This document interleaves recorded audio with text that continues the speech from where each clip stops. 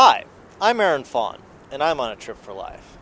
I believe our future depends powerfully on how well we understand this cosmos, in which we float like a mote of dust in the morning sky. Detroit has been an open wound upon our nation for decades.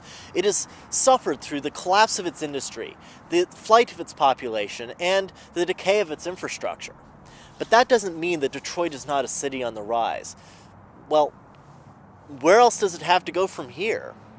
And as a city that suffered through decades of depression, Detroit is an ideal place to look for mitigation strategies that can help us to get through our national depression.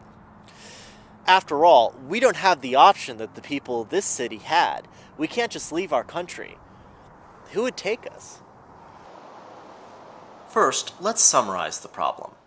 After reaching a peak population of nearly 1.9 million people in the 1950s, the population of Detroit has been in steady decline. Nowadays, the total rests around 800,000 people, meaning that Detroit has lost nearly half of its peak population. Further, most of this loss has been amongst the people who had the means to leave, so what was once largely a white middle-class city has, over time, become the sort of place that our culture loves to ignore and neglect.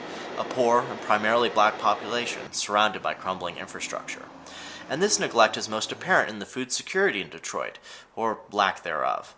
3/4 of the residents of the city have no access to the grocery stores that most of us count on to supply our daily bread, and many attempts to open local chains have, sadly, failed.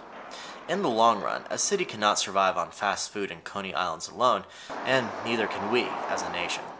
What this city needs is some fresh food to pick it up a bit. The only question is where to get it. Well, of course, they could grow it themselves. Detroit is built on rich farmland, and there's plenty of unused space. And in fact, there is a group that is seeking to take advantage of this. Urban Farming, a non-profit based here in Detroit, is seeking to end hunger here and in other cities by encouraging the growth of edible plants in urban gardens. I spoke with Mike Travis, a long-term member of Urban Farmers, about the project. So, thank you for your time today, Mr. Travis. Please tell me a bit about yourself and how you became involved in the Urban Farming project. Well, I actually got started during the beginning phases of urban farming, where I met the founder, Tasha Seville, on the plane. I was actually coming back from doing a Maury Porridge show, and met on the plane, and she told me about the ideal of urban farming and how she just saw the economic crisis and wanted to, make a positive impact in the city, and also, to help people, especially people that are losing their jobs and people who are going hungry. So she saw a potential value in all of this unused land that Detroit has. So I told her anything I could do to give back and, have a helping hand and, build on my communities, I will, and she kind of held me to my word. So I got involved. I initially didn't have a green thumb, so I kind of grew a green thumb, so to speak, and start by helping to feed people, planting gardens on unused land in empty spaces. So we're in a city that suffered greatly over the past few decades.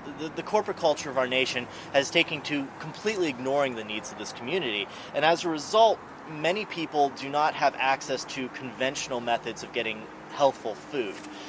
How do you think that the people of the city can best respond to this crisis, and how is urban farming helping to deal with the lack of healthful food? Well, the best way to respond is for them to help themselves. One and two, urban farming is helping them to sustain themselves by growing these organic vegetables. Kind of like teaching them how to fish. Where we install these gardens, they're all free gardens. We use all organic methods, so we don't use any fences, and we don't use any harmful chemicals. So it helps them in a great deal right now because they're helping to feed themselves at the same time. They don't have to worry about the extra stress of how we're going to eat today or how we're going to eat for the remainder of the week, or what are we going to do, for dinner. Our national system of just-in-time food delivery is famously fragile. Any disaster, be it natural or man-made or even economic, has the potential to empty the shelves within days. After Katrina, we weren't even able to deliver water to the affected people in Louisiana and Mississippi for days to weeks thereafter.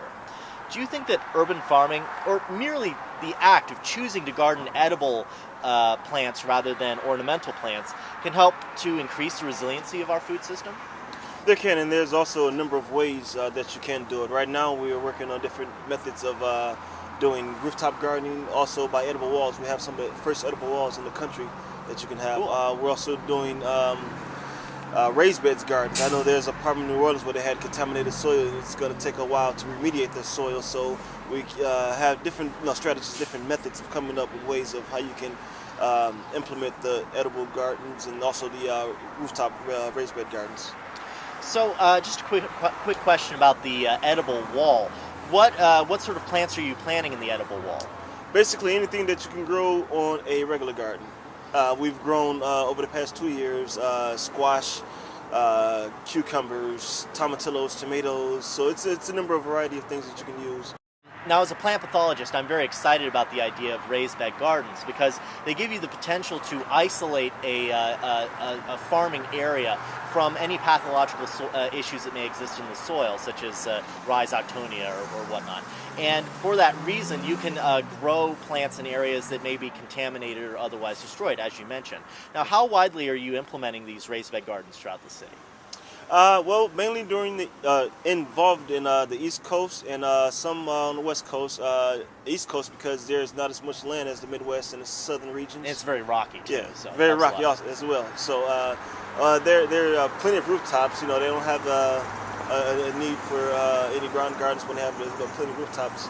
So they have an abundance of rooftops and walls, and we're going to use it to the best of our advantage. Wonderful.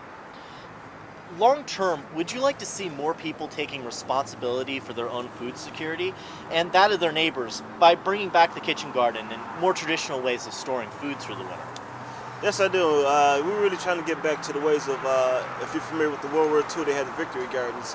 So it's just kind of playing off of that role with the victory gardens and just having everybody plant. They had over 40% of the nation's produce, and that's a lot more than what it is right now. So I mean, that's almost half of the food being grown. Mm-hmm. So I mean, if they can do it back then without the internet, without TV, without YouTube and MySpace, I'm pretty sure we can duplicate that model and make it more of an impact with it this time around. Certainly, empowered by the internet and our ability to connect with one another, I'm sure that we can build a much better gardening system than we had in the past. Exactly. So Detroit is the world headquarters of the Urban Farming Initiative. Why has Urban Farmers chosen this place to be the world headquarters? Well, the founder, Tasha Seville, she had moved to Detroit sometime back, I believe it was about 10 years ago, and she just saw a huge need here, and it kind of really had a piece of her heart where she wanted to get it started. And me, myself, I'm born and raised in Detroit, the east side of Detroit, so I wouldn't see it any other way but to have it here in Detroit, my hometown. And also, I think it had one of the most hardships, especially during the economic crisis and the whole thing with our plants and our, the automobile industry. I think it's only fitting to have it here in the city of Detroit. Indeed. So how can people get involved in the urban farming movement in their own cities? Well, there's a number of different ways. One, they can go onto our website, which is www.urbanfarming.org. And we have volunteering pages. We have pages where they can get extra information on this. I understand that a branch of the Urban Farmers recently opened up in Port-au-Prince, Haiti. Is everyone all right? Have you heard back from the people that are members of that branch? We have had our one of our liaisons from Haiti. I spoke with him about 4 days ago, and he just informed me about how hard it is to get things shipped over there, and a lot of the ports are really shutting down and really making it a hard, difficult task to get some things over. So right now we're just trying to work on different strategies to get more help over to Haiti, and also to make a bigger impact and make things better for the city of Haiti, the country of Haiti. Indeed, and this mission that you have is vital not only for the United States but for the rest of the world. And Haiti, with its climate and with its long-term food and security problems, is probably an ideal place to try and get this working outside of the country. So I'm glad that you're working to do it there.